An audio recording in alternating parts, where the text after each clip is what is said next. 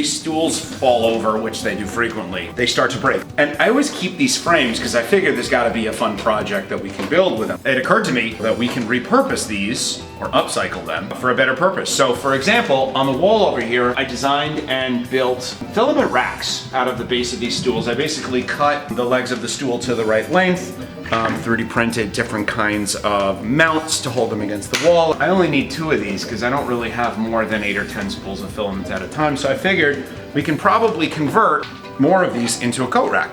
So we've designed and 3D printed these hooks. I started with just the base that will fit on the leg of the stool. So I just went on Thingiverse and I found this coat hook design. I brought this in just as a reference. I didn't want to just copy it. I wanted to make it a little bit curvier. Added some nice curves to it and then basically filleted the edges. So we'll print 4 of these per stool. And then all I'm gonna do is just hot glue the hooks right onto the stool ends. What's gonna be really fun is shortly I'm gonna get my cutting tool out and cut the steel stool legs off outside.